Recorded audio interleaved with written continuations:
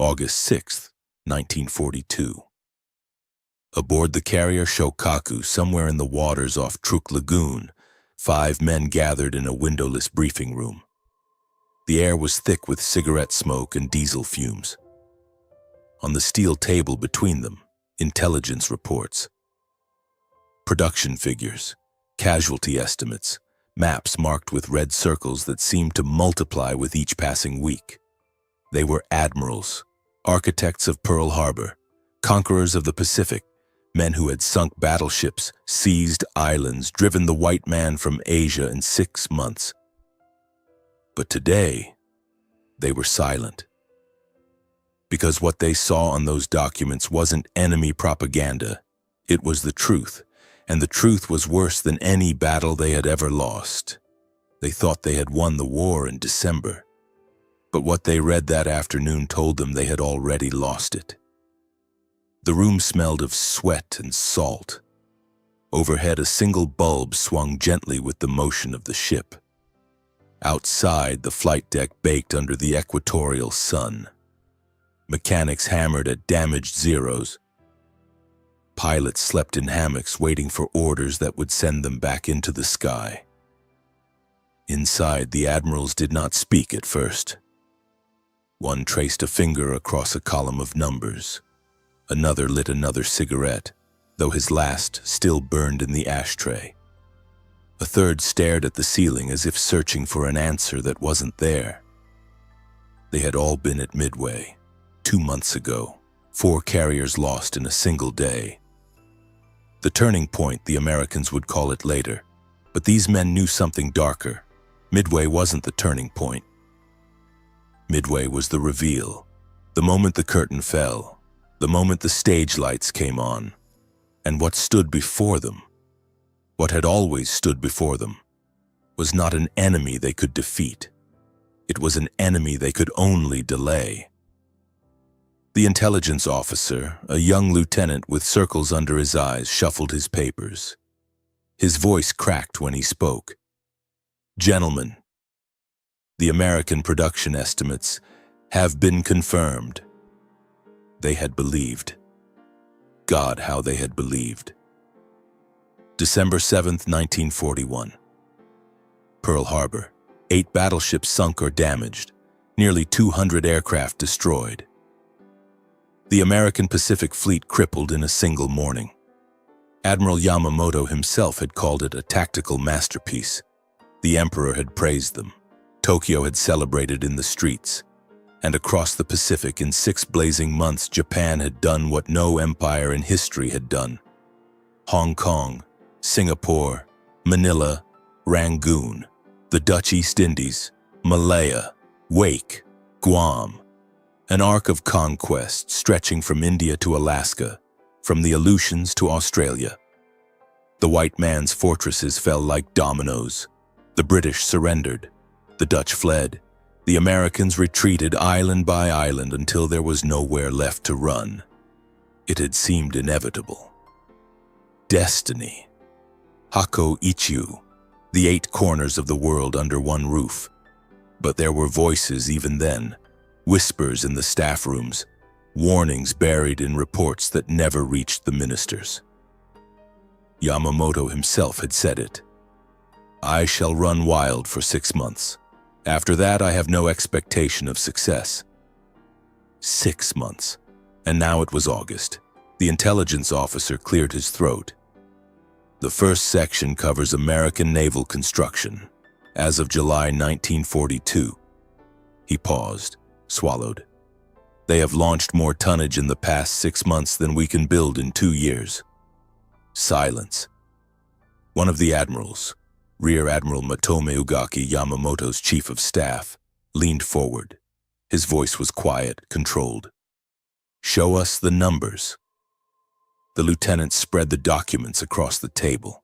Typed sheets, columns, figures that didn't lie.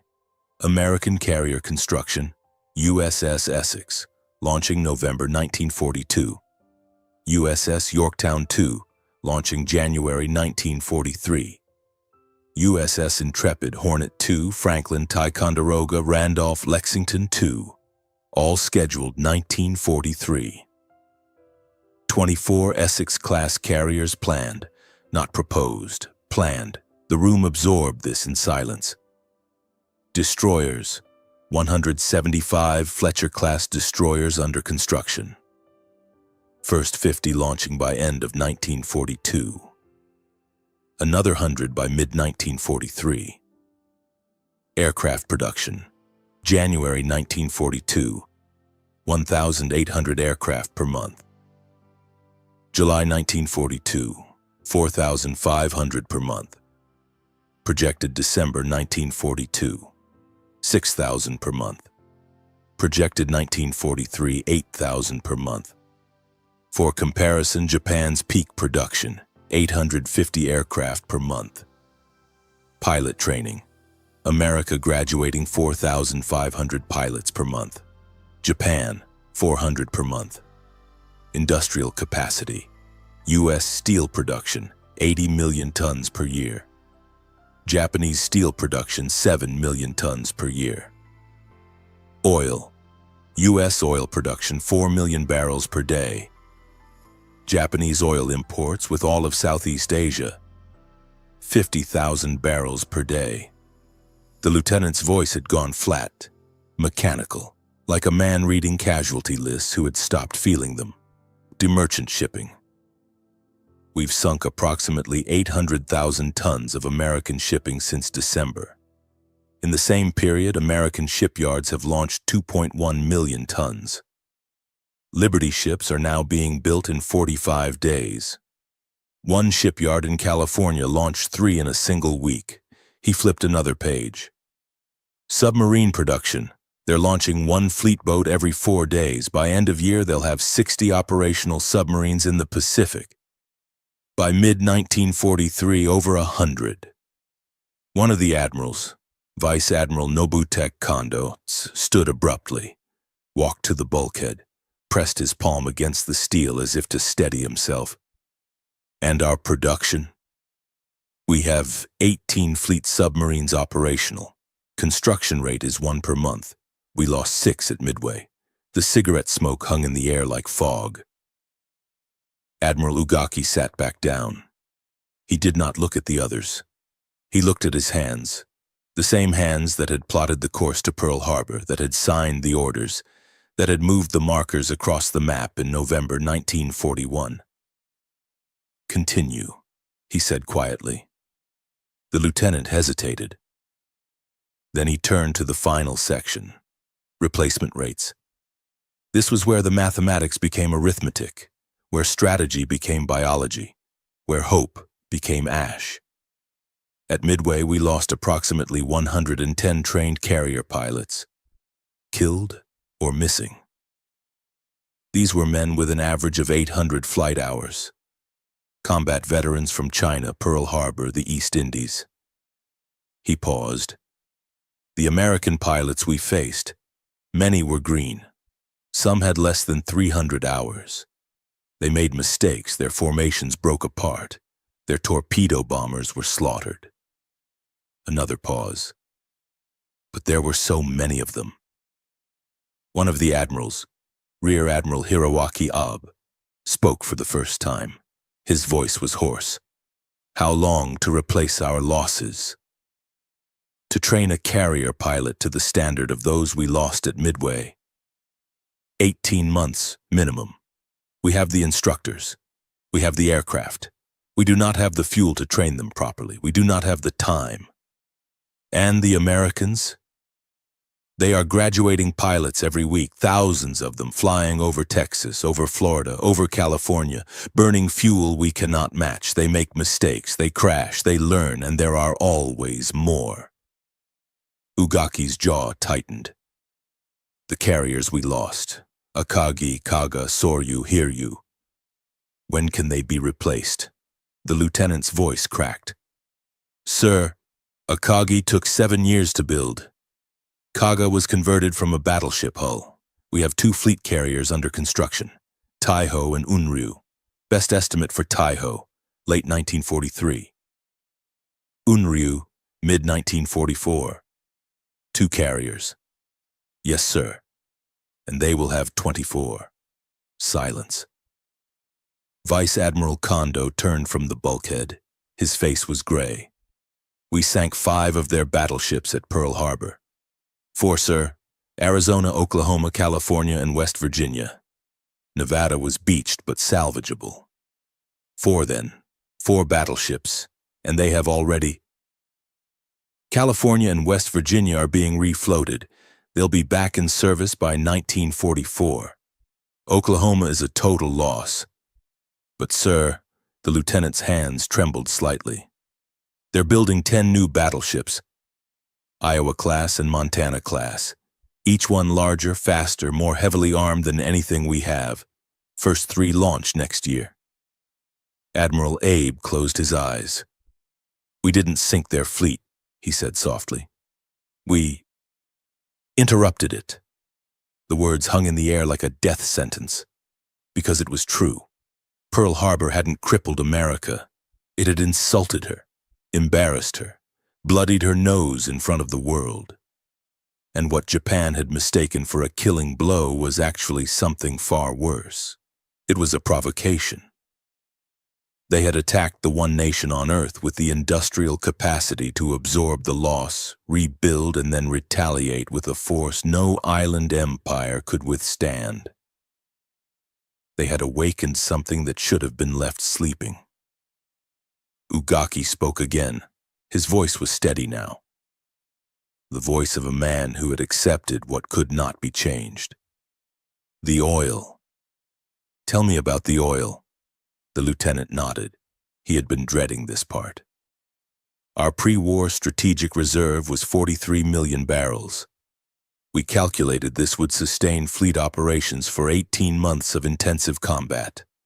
With the Dutch East Indies and Borneo, we projected we could extend that indefinitely. And we are consuming oil faster than we anticipated. The American submarine campaign is more effective than predicted. Tankers are being sunk. Refineries are struggling with maintenance. Current consumption rate. We will exhaust strategic reserves by mid-1943. After that, we are dependent entirely on imports from the South, which the Americans are sinking. Yes, sir. Kondo's voice was bitter. Then we are not fighting a war. We are fighting a clock. Yes, sir. Not might be lost. Was lost. The math was simple, brutal, inevitable. Japan could not replace what it lost faster than America could build. Japan could not train pilots faster than America could graduate them. Japan could not fuel its fleet longer than America could starve it. Every battle won was a delay. Every carrier sunk was a timer counting down. Every pilot killed was a hole that could not be filled. And across the Pacific, in a nation they had thought decadent, soft, isolationist, in a nation they believed would sue for peace after one hard blow. Shipyards were working 3 shifts. Factories were running 24 hours. Women were welding. Boys were enlisting. And the president had signed a production order that would, by 1943, give America a navy larger than all other navies on Earth combined. The lieutenant gathered his papers, but Admiral Ugaki raised a hand. Wait. The young officer froze. There's more, isn't there? Something you haven't said. The lieutenant's face went pale. He glanced at the other admirals, then back to Ugaki. Sir, there is a supplementary analysis from Commander Nakajima, Naval Intelligence. He asked that it not be included in the official report. Why? Because it concludes that the war is unwinnable. Mathematically, strategically, industrially, he fears it would be considered defeatist. Ugaki's voice was ice. Read it. The lieutenant pulled a thin folder from the bottom of his stack. His hands shook as he opened it. Commander Nakajima's analysis examines the fundamental miscalculation in our strategic planning.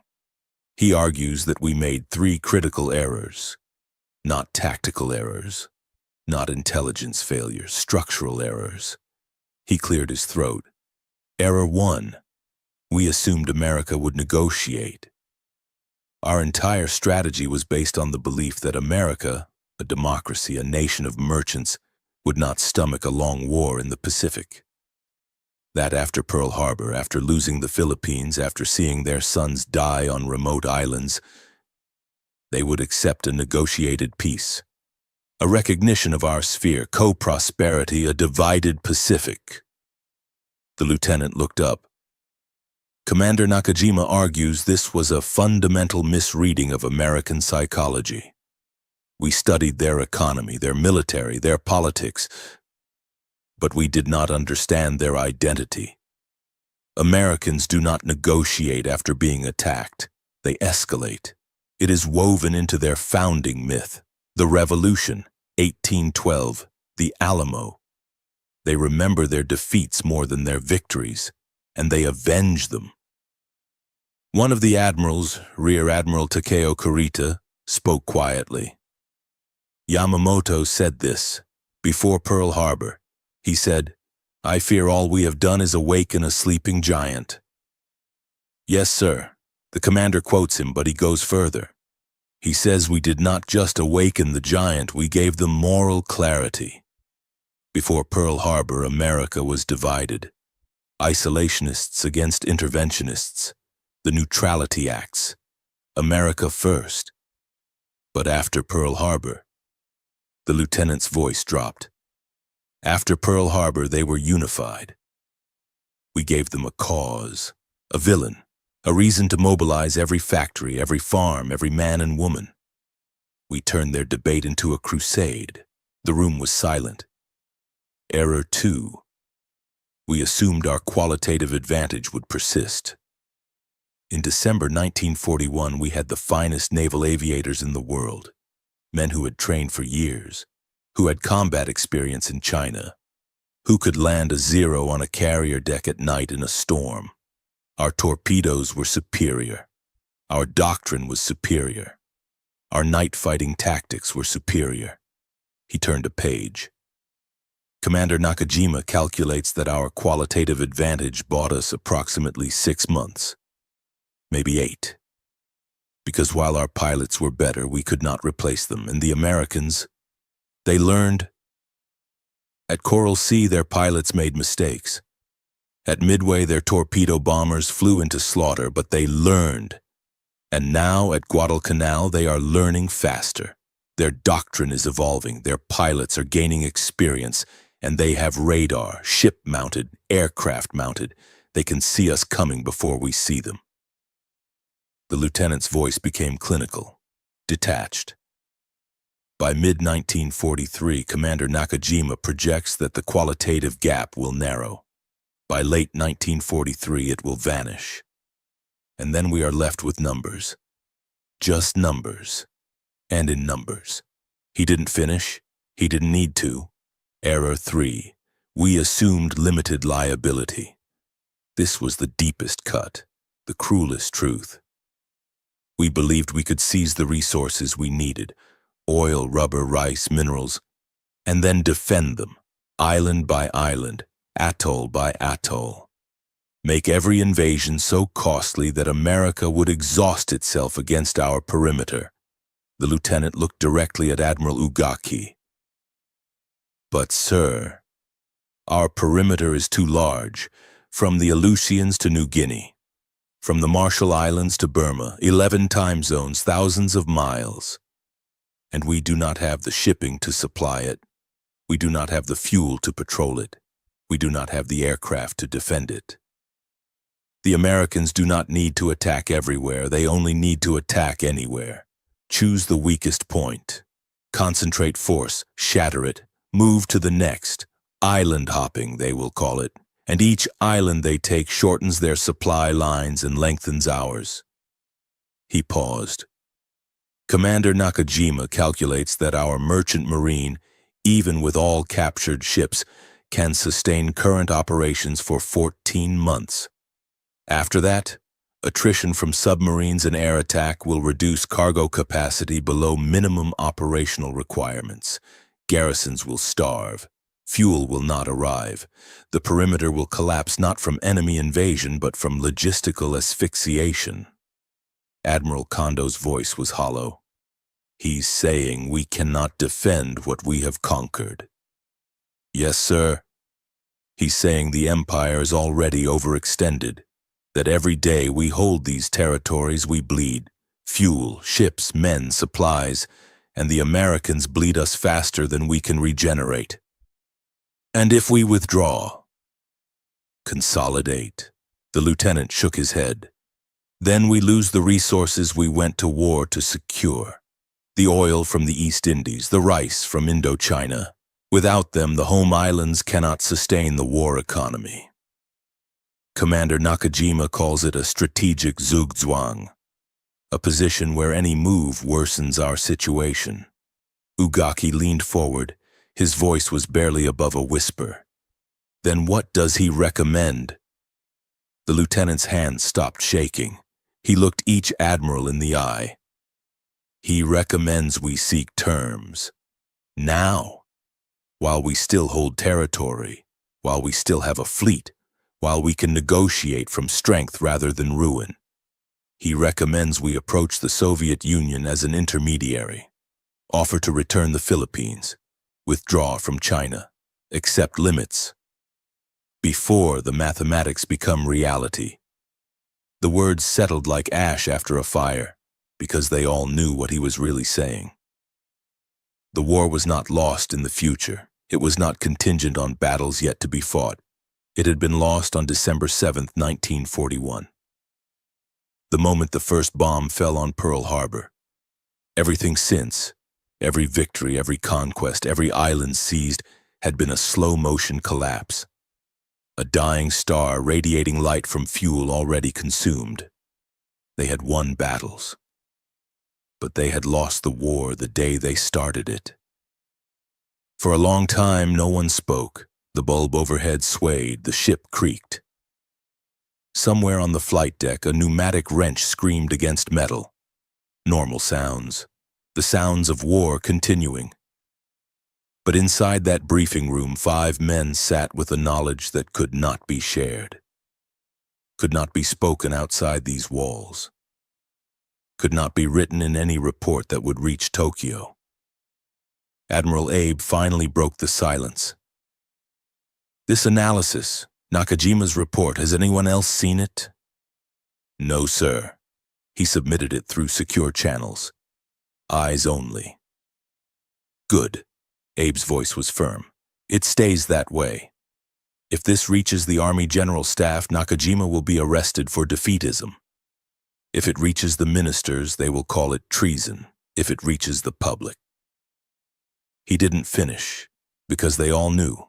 Japan in August 1942 was a nation intoxicated by victory. The newspapers printed triumph after triumph. The radio broadcast anthems of conquest. Children played with toy Zeros and dreamed of glory. To tell them the truth would shatter something that could not be repaired. Vice Admiral Kondo stood, walked to the small porthole, stared out at the gray sea. Yamamoto knows, he said quietly. He's known since the beginning. That's why he opposed the war, why he warned the ministers, why he demanded 6 months.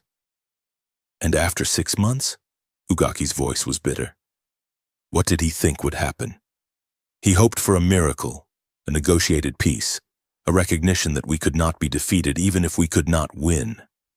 He gambled that one decisive blow, Pearl Harbor, would break American will. Kondo turned back to face them, but we did not break their will. We forged it.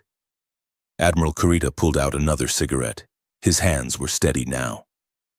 The shaking had stopped. There was a strange calm in his voice. So what do we do? It was the question that mattered. The only question. Ugaki answered, slowly, each word chosen with care. We do our duty. We fight. We hold. We make them pay for every island, every mile, every dawn. We buy time for diplomacy, for reason, for some turn of fortune we cannot foresee. Do you believe that? Kurita's voice was gentle. not challenging, just asking. Ugaki met his eyes. No. The word hung in the air like smoke, but I believe in my oath. To the Emperor, to Japan, to the men on this ship and every ship in this fleet. They did not choose this war. We did not choose this war, but we will fight it until we are ordered to stop, or until there is nothing left to fight with. He stood, gathered the papers, handed them back to the lieutenant. Burn these, all of them. Nakajima's analysis, the production figures, everything. If you're questioned, they never existed. You compiled routine intelligence estimates. Nothing more.